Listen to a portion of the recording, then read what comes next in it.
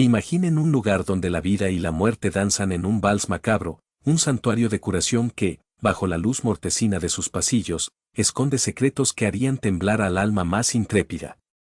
No hablo de quirófanos estériles o salas de espera llenas de esperanza. Hablo de los rincones olvidados. De los expedientes tachados, de los susurros que se ahogan en el pulso constante de las máquinas.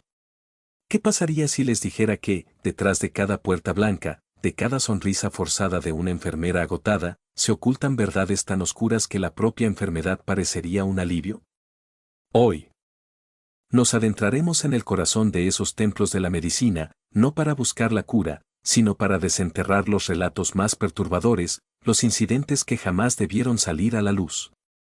Historias de hospitales reales, donde el terror no es una infección, sino una presencia palpable, un aliento frío en la nuca.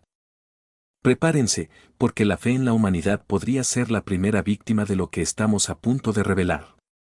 Esto no es ficción, son ecos de la realidad, susurros de lo que realmente sucede cuando las luces se apagan y solo queda el monitoreo incesante de un corazón que late o que deja de hacerlo sin explicación. La confianza es un lujo que no podrán permitirse después de esto. Los hospitales son construcciones de esperanza, pilares de la ciencia y la compasión. Entramos en ellos buscando alivio, depositando nuestra fe más profunda en manos de extraños, esperando que nos devuelvan la salud. Pero, ¿qué ocurre cuando esa promesa se quiebra? Cuando el santuario se convierte en una jaula. ¿Y los ángeles de blanco revelan garras ocultas? A lo largo de la historia, las paredes de estos edificios han sido testigos mudos de horrores que superan la imaginación. Desde experimentos clandestinos realizados en la penumbra de la noche hasta negligencias tan grotescas que rozan la premeditación. No estamos hablando de errores honestos, sino de una oscuridad intrínseca, una mancha que se adhiere a la tela misma de ciertas instituciones. Hoy, desenterraremos los expedientes perdidos, esos casos que los sistemas intentaron borrar, las voces que fueron silenciadas antes de poder gritar. Nos sumergiremos en relatos donde la línea entre la curación y la tortura se difumina, donde el dolor físico es solo un preludio a un tormento psicológico mucho más profundo. La verdadera enfermedad no siempre está en el cuerpo, a veces reside en el corazón de quienes deberían protegerlo. Y lo que descubrirán podría hacerles cuestionar la próxima vez que pongan un pie en cualquier centro médico. Comencemos con el Hospital Santa Clara, un edificio antiguo en las afueras, conocido por sus largas alas y distribución laberíntica. La enfermera Elena, pragmática y escéptica, comenzó a notar algo peculiar en el ala B, la sección más vieja. Las llamadas de los pacientes se activaban en habitaciones vacías. Objetos pequeños desaparecían de los carritos. Al principio, lo atribuyó al cansancio o a la vejez del edificio. Pero una madrugada, encontró una cama asignada en la habitación 212, una sala que, según los planos, no existía. Intrigada y con un escalofrío, Elena decidió explorar. La habitación 212 no estaba en ningún pasillo visible. Siguiendo un impulso, abrió una puerta de servicio rara vez usada y descubrió un pasillo oculto, estrecho y oscuro. Al final, una puerta sin número. Con el corazón latiéndole, la abrió. Lo que encontró no fue una habitación, sino un espacio diminuto. Casi una celda, con una cama de metal oxidado y una única mancha oscura en la pared. El expediente, perdido, de un paciente, el número 734, detallaba su tratamiento experimental en esa misma celda, su lenta desaparición de los registros. Elena nunca volvió a ser la misma. La habitación 212 no era un fantasma. Era un secreto enterrado que el hospital intentó borrar. La siguiente historia nos lleva al Centro Médico San Judas, un hospital de renombre por su excelencia quirúrgica. Sin embargo, bajo el brillo de sus quirófanos, se tejía una trama de terror. El doctor Alastair Finch era un cirujano brillante, pero excesivamente reservado, trabajando en horarios inusuales. Sus pacientes, en su mayoría ancianos con pocas visitas, a menudo presentaban complicaciones postoperatorias atípicas, infecciones inexplicables, confusión mental profunda. Los colegas murmuraban, pero nadie cuestionaba al genio. Hasta que la doctora Sofía Ramos, una joven residente, notó un patrón. Los expedientes del doctor Finch eran extrañamente incompletos, carecían de detalles cruciales. Una noche, Sofía se quedó hasta tarde, observando. Vio al doctor Finch realizar una cirugía de emergencia en un paciente que parecía estable.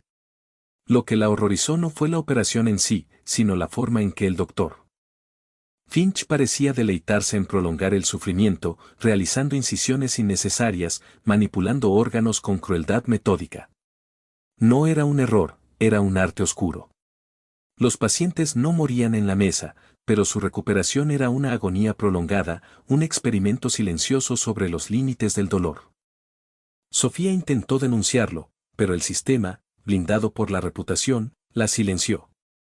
El doctor Finch sigue operando, y sus sombras se extienden por los pasillos. En el corazón de la ciudad, el Hospital Metropolitano, un coloso de cristal, albergaba una sección psiquiátrica de alta seguridad. La Sala 4B, conocida como la Sala de los Ecos, confinaba a los pacientes más perturbados. Pero no eran los pacientes los que daban escalofríos. Era el silencio. Un silencio denso. Antinatural. La nueva psiquiatra, la doctora Camila Vega, joven y ambiciosa, pronto notó que los pacientes de la Sala 4B, a pesar de sus diagnósticos severos, parecían bajo una influencia aún más profunda. Sus ojos estaban vacíos, sus cuerpos catatónicos, pero a veces susurraban palabras incomprensibles. Camila descubrió que el doctor Moreau, el jefe de la unidad, experimentaba con una nueva terapia de contención, sedantes potentes y estimulación sensorial para reorganizar la mente. Pero lo que Camila presenció fue más allá. Observó cómo el doctor Moreau, con una sonrisa fría, utilizaba sonidos de baja frecuencia y luces estroboscópicas, no para curar, sino para borrar. Para reescribir la personalidad, para convertir a individuos en cascarones dóciles. Los ecos no eran los de los pacientes, sino los de sus mentes rotas, sus identidades despojadas. La Sala 4B no era un lugar de curación, sino un laboratorio de aniquilación psíquica, donde el silencio era el grito más aterrador de todos. Todas estas historias, estos susurros de horror, convergen. No son incidentes aislados, sino piezas de un rompecabezas más grande, un patrón oscuro que se extiende a través del tiempo y las instituciones. La verdad más aterradora no es la de un médico loco, sino la de un sistema que permite y oculta tales atrocidades. La cúspide de este terror se encuentra en el descubrimiento de el Archivo 001. No es un expediente de paciente, sino un compendio secreto de procedimientos no convencionales y pacientes desechables, que se extendía por décadas. Documentaba la experimentación humana encubierta. La manipulación de diagnósticos para justificar tratamientos brutales, la eliminación sistemática de pruebas y testigos. Este archivo, escondido en una bóveda sellada bajo el Hospital Central, no era solo un registro, era un manifiesto. Revelaba cómo ciertos errores eran actos deliberados. Como la negligencia, era una herramienta para encubrir crímenes. La revelación provino de un apagón general que expuso los sistemas de respaldo antiguos, revelando la entrada a la bóveda. Dentro, cintas de audio y videos granulados mostraban las operaciones en tiempo real, las voces de los pacientes suplicando.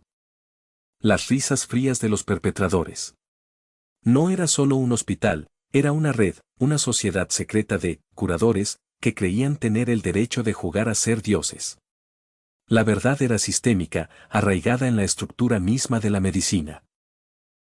Y ahora, la pregunta que no los dejará dormir. ¿Creen que el Archivo 001 fue destruido? ¿Que los responsables fueron llevados ante la justicia? La realidad es mucho más escalofriante. El apagón que reveló la bóveda fue un incidente aislado, y el archivo, aunque brevemente expuesto, fue rápidamente reubicado. Los nombres de los involucrados eran demasiado poderosos, sus influencias demasiado profundas. Las historias que les he contado hoy no son reliquias del pasado. Son advertencias. Piénsenlo, ¿cuántos expedientes perdidos existen aún? ¿Cuántos pacientes fantasma siguen siendo silenciados. La verdadera pesadilla es que estas atrocidades no son anomalías, sino sombras persistentes en el sistema de salud global. La próxima vez que crucen las puertas de un hospital, recuerden que la confianza es un privilegio que debe ganarse, no un derecho.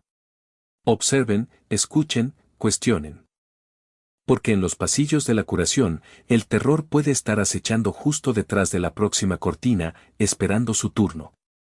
Y si sienten un escalofrío que no pueden explicar, quizás no sea el aire acondicionado. Podría ser el eco de un grito ahogado. Suscríbanse para más relatos que desafiarán su percepción de la realidad y dejen un comentario si alguna vez han sentido una presencia extraña en un hospital. Hasta la próxima, cuídense y duden.